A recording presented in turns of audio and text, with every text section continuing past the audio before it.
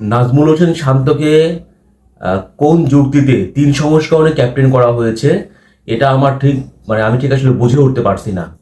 যে খেলোয়াড়টা নিজেই ছন্দে নেই, ফর্মে নেই, তাকে কিনা 3 সংস্করণে ক্যাপ্টেন করা হলো, এবং যেটা কিনা বিশ্বকাপের ঠিক আগে।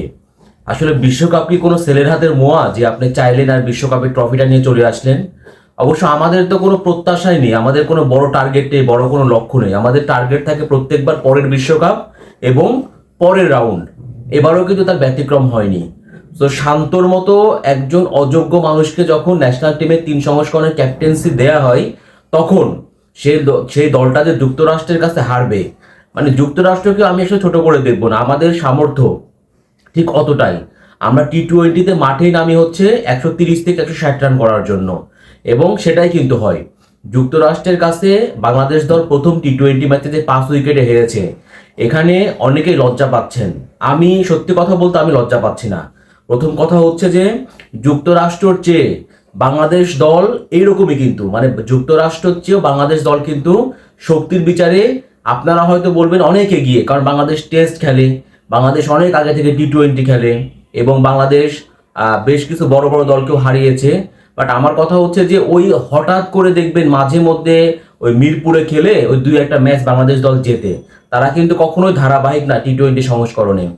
আর যুক্তরাষ্ট্র যাদের কিনা কোনো অভিজ্ঞতাই নেই, যারা অনভিজ্ঞ একটা দল, এবং যাদের দলে আসলে কোরি অ্যান্ডারসনকে বাদ দিলে ওইরকম কোনো তারকা খেলোয়াড় নেই, তারাই দেখেন কিরকম পারফরমেন্স করলো। মাঠে যে খেলাটা হয়েছে, মাঠের পারফরমেন্স দেখলে আপনাকে স্বীকার করতেই হবে যে বাংলাদেশের চেয়ে সব দিক থেকে যুক্তরাষ্ট্র এগিয়েছিল, এবং সেই যুক্তরাষ্ট্রই কিন্তু টি-20 এমন একটা খেলা, মাঠে যারা ভালো পারফরমেন্স করবে তারাই কিন্তু জিতবে।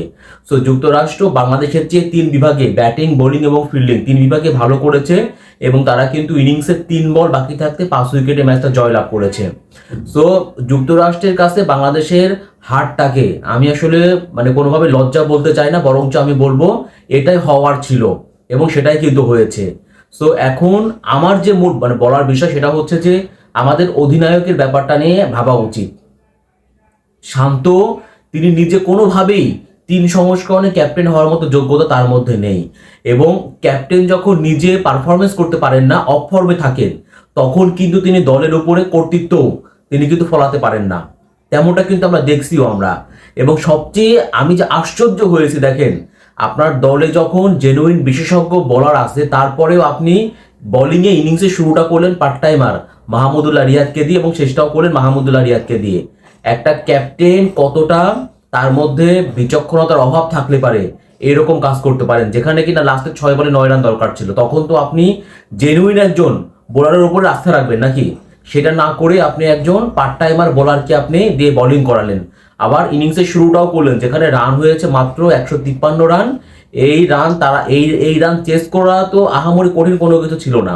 এখানে কিন্তু মাঠে সঠিক একটা পরিকল্পনা দরকার ছিল, বাট আমরা দেখলাম যে বোলিং এর শুরু থেকেই শান্তর মধ্যে কোনো ক্যাপ্টেন হওয়ার জন্য যে ধরনের যোগ্যতা বা গুণাবলী প্রয়োজন, শান্তর মধ্যে কোনো কিছুই নাই।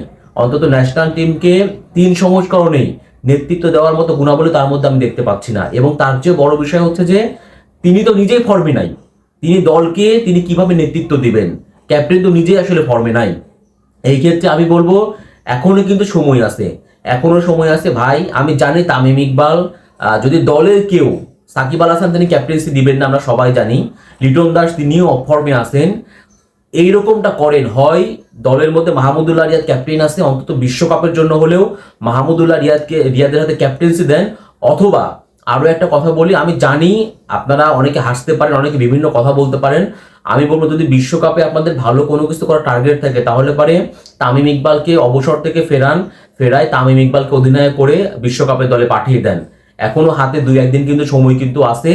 যদি ভালো কোনো কিছু করার টার্গেট থাকে তাহলে পারে তামিমের কথা ভাবতে পারেন, না হলে পারে আগে অ্যাপ্রোচ করেন মাহমুদুল্লাহ রিয়াদকে। যদি মাহমুদুল্লাহ রিয়াদ বিশ্বকাপে ক্যাপ্টেন্সি না নেন, তাহলে পারে ওই যে কোনো একজনকে, হয় লিটনকে বাদ দেন অথবা অন্য কাউকে বাদ দেন, বাদ দিয়ে হলে পারেও তামিমের সঙ্গে কথা বলে দ্রুত সিদ্ধান্ত নেন, তামিমকে ক্যাপ্টেন করে বিশ্বকাপ দলে পাঠিয়ে দেন। এবং সেই সঙ্গে আরো একজনকে লাগবে, সেটা হচ্ছে মেহেদী হাসান মিরাজকে খুব বেশি প্রয়োজন। আরো একজনের নাম বলবো সাইফুদ্দিন। অন্তত যদি বিশ্বকাপে মান সম্মান বাঁচাতে চান তাহলে পারে তামিম ইকবাল, মেহেদী হাসান মিরাজ এবং সাইফুদ্দিনকে এই বিশ্বকাপ দলে ইনক্লুড করেন, আর শান্তকে আগে ক্যাপ্টেন্সি থেকে সরান। 3 সংস্করণে ক্যাপ্টেন হিসেবে শান্ত কোনোভাবেই যায় না। শান্তকে ক্যাপ্টেন্সি থেকে সরিয়ে দিয়ে নিজে পারফর্ম করতে পারছে না, আবার অধিনায়কত্বের বোঝা নিয়ে সে কিন্তু একদম চিরে চ্যাপ্টা হয়ে গেছে। তো যদি এই দলকে যদি বাঁচাতে চান তাহলে পরে শান্তকে ক্যাপ্টেন্সি থেকে সরান, এবং যদি বিশ্বকাপে ভালো কোনো কিছু করতে হয় তাহলে পরে হয় মাহমুদুল্লাহকে ক্যাপ্টেন্সি দেন অথবা তামিমকে ডাকেন। তামিমকে ডেকে তামিমকে আবার দলে অন্তর্ভুক্ত করেন, সঙ্গে মিরাজ এবং সাইফুদ্দিন তাদেরকেও বিশ্বকাপের দলে অন্তর্ভুক্ত করেন। না হলে পারে বিশ্বকাপে কিন্তু মানে মান সম্মান মান ইজ্জত কিচ্ছু থাকবে না। এই যে অচেনা অপরিচিত কন্ডিশন, যেখানে যুক্তরাষ্ট্রের মতো অনভিজ্ঞ একটা দলের কাছে মানে 5 উইকেটে বড় ব্যবধানে হারতে হয়, সেখানে আপনারা বোঝেন ডি গ্রুপে বাংলাদেশ খেলবে শ্রীলঙ্কা, সাউথ আফ্রিকা, নেদারল্যান্ডস, নেপালের বিপক্ষে।